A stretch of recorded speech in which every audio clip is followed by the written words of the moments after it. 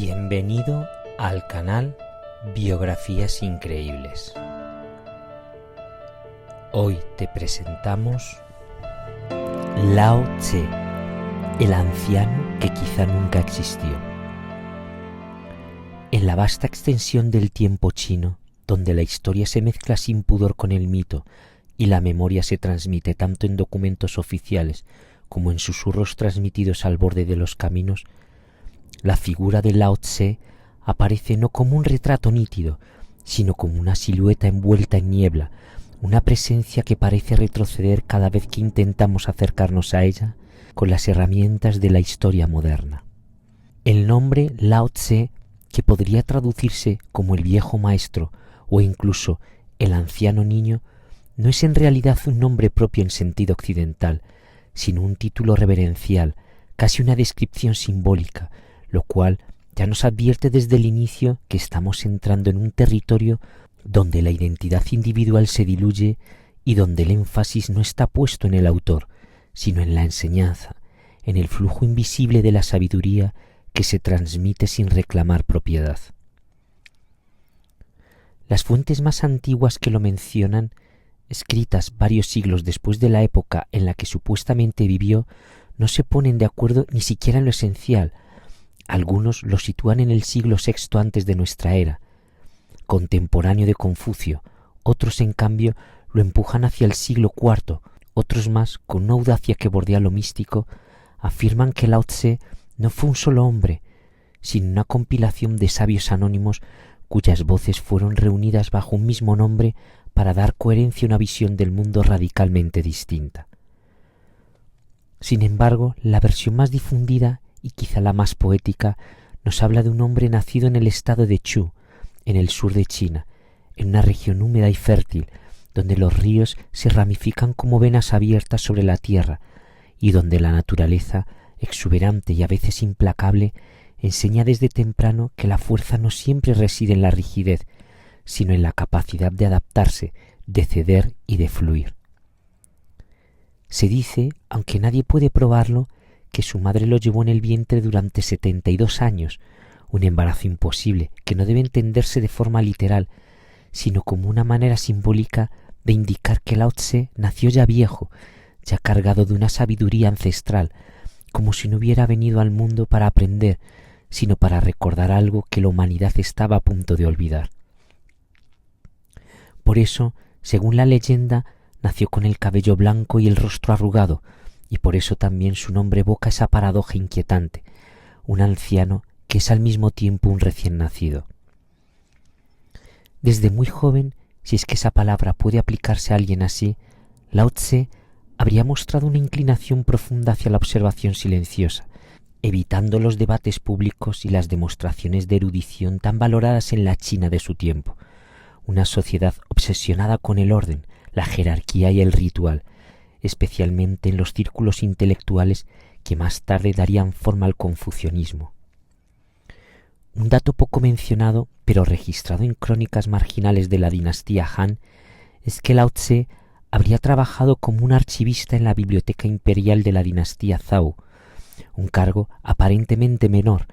pero de enorme importancia simbólica, porque lo situaba literalmente en el corazón de la memoria del imperio,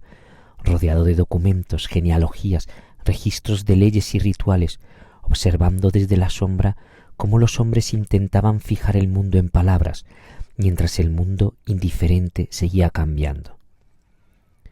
Este detalle es crucial y a menudo pasado por alto, porque sugiere que la filosofía de Lao Tse no nació de la ignorancia ni del rechazo al conocimiento, sino de una saturación profunda del mismo, de alguien que había visto demasiadas reglas, demasiados nombres, demasiadas clasificaciones y que había llegado a la conclusión de que cuanto más intentamos controlar la realidad, más se nos escapa entre los dedos. Algunas tradiciones tardías incluso afirman que Confucio lo visitó en más de una ocasión, buscando consejo, y que salió de esos encuentros profundamente perturbado, comparándolo con un dragón, una criatura que se eleva y se oculta y que no puede ser atrapada ni comprendida del todo, una metáfora que, viniendo de un pensador tan meticuloso y estructurado como Confucio, resulta tan reveladora como inquietante. Pero Lao Tse no dejó discípulos en el sentido convencional, no fundó una escuela formal, no dictó leyes ni escribió tratados sistemáticos, y precisamente por eso su influencia resulta tan difícil de rastrear y al mismo tiempo tan persistente como una corriente subterránea que sigue fluyendo incluso cuando la superficie parece haber cambiado por completo. Y quizá lo más desconcertante de todo es que, según la leyenda, en el momento en el que el mundo comenzaba a volverse demasiado ruidoso, demasiado violento, demasiado obsesionado con el poder y la ambición, Lao Tse hizo lo que muy pocos sabios han tenido el valor de hacer. Se dio la vuelta, montó un buey y se dirigió hacia el oeste, hacia las fronteras del imperio, no para conquistar nada, sino para desaparecer. El guardián del paso y el libro escrito para poder partir. El viaje hacia el oeste no era en la China antigua, una simple dirección geográfica, sino una decisión cargada de significado simbólico, porque el oeste marcaba el final del mundo civilizado, el punto donde los caminos se volvían inciertos y donde la autoridad del imperio comenzaba a disolverse en desiertos, montañas y territorios habitados por pueblos considerados bárbaros, es decir, pueblos que aún no habían sido domesticados por el lenguaje oficial, el ritual y la ley. Que Lao Tse eligiera esa dirección no parece casual, porque todo en su pensamiento apunta a una renuncia deliberada al centro, al poder, al prestigio y a una búsqueda de lo marginal, de lo no nombrado, de aquello que existe antes de que le asignemos una función o un valor. Las crónicas cuentan que avanzaba lentamente, montado sobre un buey oscuro, no como un sabio que huye, sino como alguien que ya ha llegado a su destino interior y simplemente acompaña el movimiento natural de las cosas, deteniéndose cuando el cuerpo lo pide, observando el paisaje sin la ansiedad de quien necesita llegar a algún sitio. Al llegar al paso de Hangu, una fortificación estratégica que marcaba uno de los límites más importantes del imperio Zhou, Lao Tse fue detenido por el guardián del lugar, un hombre llamado Jin Shi, del que se sabe muy poco, salvo que según la tradición poseía una sensibilidad poco común para reconocer a quienes cargaban con algo invisible. Jin Shi, al ver al anciano de rostro cansado y mirada tranquila, comprendió o creyó comprender que no estaba frente a un viajero cualquiera, sino ante alguien que llevaba consigo una enseñanza que no debía perderse en el silencio del exilio voluntario, y por eso le pidió, casi le rogó, que dejara por escrito su sabiduría antes de cruzar la frontera y desaparecer para siempre. Este episodio, que algunos historiadores consideran una invención tardía destinada a explicar el origen del Tao Te Ching, tiene sin embargo una fuerza narrativa tan poderosa que ha sobrevivido durante más de 2000 años, quizá porque expresa una verdad más profunda que la precisión factual, la idea de que ciertas enseñanzas solo nacen cuando alguien está a punto de irse, cuando ya no tiene nada que ganar, ni discípulos que impresionar, ni reputación que proteger. Así, según la leyenda, Lao Tse aceptó la petición y durante un breve periodo, algunas versiones hablan de días, otras de semanas, escribió un texto extraordinariamente conciso, compuesto por poco más de 5000 caracteres, un libro tan breve que podría caber en el equipaje de un viajero solitario, pero tan denso que seguiría siendo comentado, interpretado y disputado durante siglos. Un dato curioso, raramente mencionado en divulgaciones modernas, es que el Tao Te Ching no fue concebido como un libro sagrado ni como un tratado filosófico sistemático, sino como una especie de manual privado, casi íntimo, escrito para alguien que ya intuía el camino, no para quien buscaba respuestas fáciles, lo cual explica su tono enigmático, sus contradicciones aparentes y su resistencia obstinada a cualquier interpretación definitiva. El texto no ofrece definiciones claras, no presenta argumentos lógicos en el sentido occidental, no se apoya en ejemplos históricos ni en autoridades reconocidas y, sin embargo, Cada uno de sus versos parece apuntar a una experiencia directa del mundo, a una forma de estar en la realidad que no depende del control, sino de la atención. Algunos estudios filosóficos modernos sugieren que el libro pudo haber sido editado y reorganizado con el tiempo, incorporando capas sucesivas de pensamiento taoísta primitivo, lo que refuerza la idea de que Lao Tse fue menos un autor individual y más un punto de convergencia, una figura simbólica que permitió que múltiples voces anónimas se articularan en torno a una misma intuición fundamental, que el orden más profundo del universo no necesita ser impuesto porque ya existe.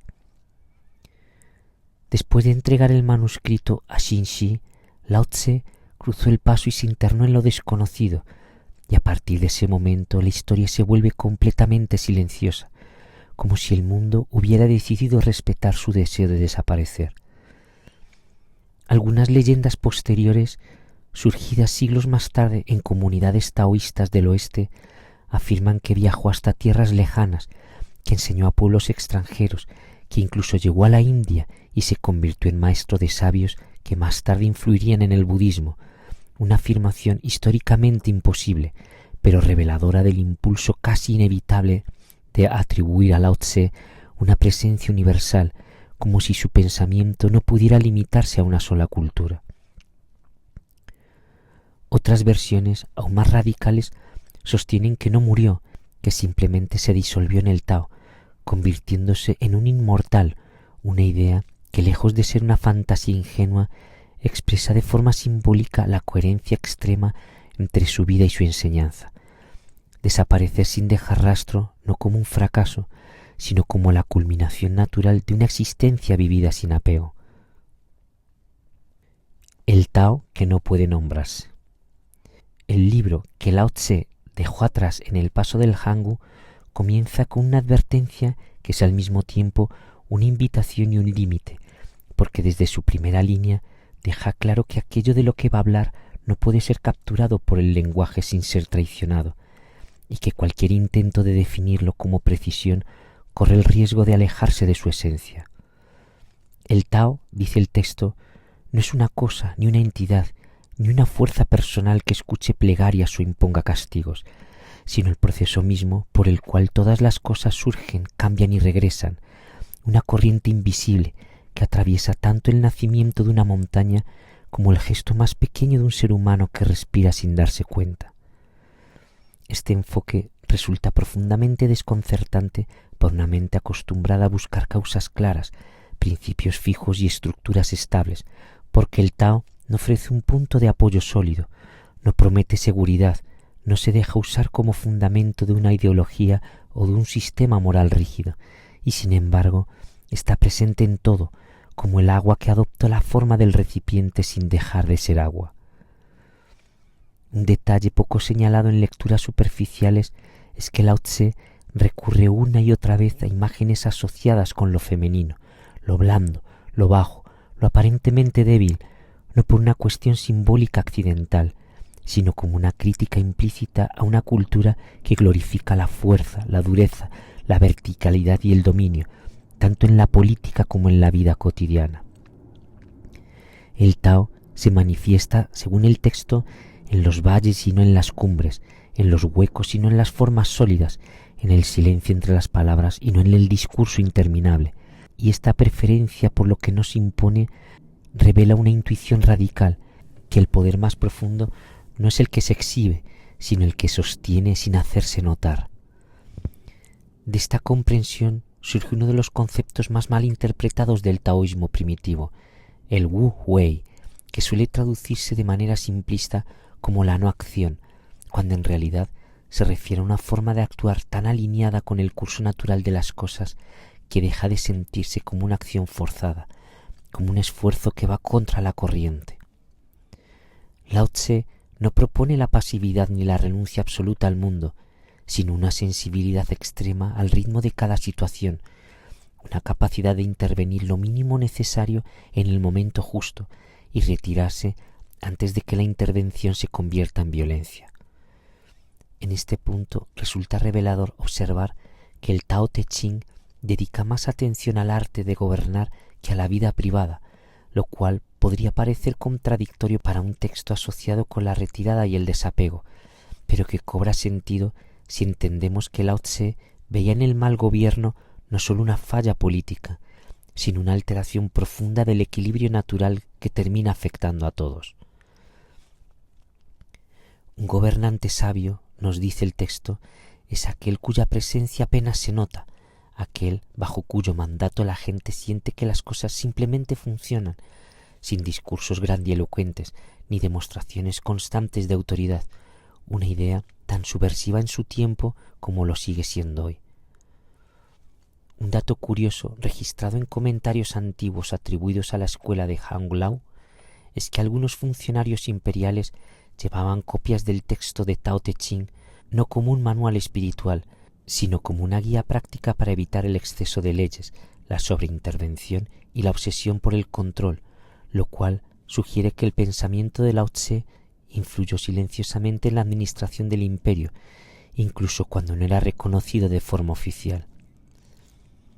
La paradoja central del Tao es afirmación constante de que lo blando vence a lo duro, de que lo vacío es más útil que lo lleno, y de que quien se humilla termina elevándose, no debe entenderse como un conjunto de aforismos ingeniosos, sino como el resultado de una observación prolongada de la naturaleza, donde los árboles rígidos se quiebran con el viento y el agua paciente e insistente termina horadando la piedra. Así, el Tao Te Ching no pretende convencer, sino desprogramar, no busca sumar conocimientos, sino erosionar certezas, como si Lao Tse hubiera comprendido que el mayor obstáculo para la sabiduría no es la ignorancia, sino la acumulación excesiva de ideas que ya no sabemos soltar, de sabio invisible a tradición viva. Aunque Lao Tse desaparece de la historia del mismo modo en que había aparecido, sin dejar rastro claro, sin tumba confirmada, sin descendencia conocida, su pensamiento no se disolvió con él, sino que comenzó a circular de forma discreta, casi clandestina, a través de comunidades que encontraron en el Tao Te Ching no un dogma, sino una orientación flexible para evitar un mundo en constante cambio. Durante los siglos posteriores a su supuesta muerte, el taoísmo no se presentó como una religión organizada ni como una escuela filosófica claramente delimitada, sino como una constelación de prácticas, relatos, comentarios y modos de vida que compartían una misma intuición de fondo, que la armonía no se alcanza imponiendo orden desde arriba, sino aprendiendo a escuchar los ritmos ya presentes en la naturaleza y en el cuerpo humano. Un aspecto poco conocido de este periodo temprano es que muchos de los primeros practicantes taoístas eran campesinos curanderos, artesanos y personas que vivían en los márgenes del poder político, lo cual explica por qué el pensamiento de Lao Tse se transmitió durante mucho tiempo fuera de los canales oficiales, mezclándose con saberes populares, observaciones empíricas y rituales locales. En estos contextos, el Tao dejó de ser solo un concepto filosófico y comenzó a experimentarse como algo tangible, relacionado con la respiración, la alimentación, el movimiento del cuerpo y la relación con los ciclos del entorno, dando origen a prácticas que más tarde influirían en la medicina tradicional china, las artes marciales internas y las técnicas de longevidad. Resulta significativo que muchas de estas prácticas no se atribuyen directamente a Lao Tse, como si su figura funcionara más como una sombra inspiradora que como una autoridad explícita, permitiendo que el taoísmo se desarrollara sin la presión de la fidelidad literal a un fundador. Con el paso del tiempo, especialmente durante la dinastía Han, el pensamiento atribuido a Lao Tse comenzó a integrarse en debates políticos y filosóficos más amplios, dando lugar a corrientes como la escuela de Hang Lao, que intentó combinar el taoísmo con una administración pragmática del Estado, promoviendo gobiernos que intervinieran lo menos posible en la vida de las personas. Este intento de conciliación no estuvo exento de tensiones, porque el taoísmo, con su énfasis en la espontaneidad y en la no interferencia, chocaba inevitablemente con la necesidad imperial de controlar, registrar y regular,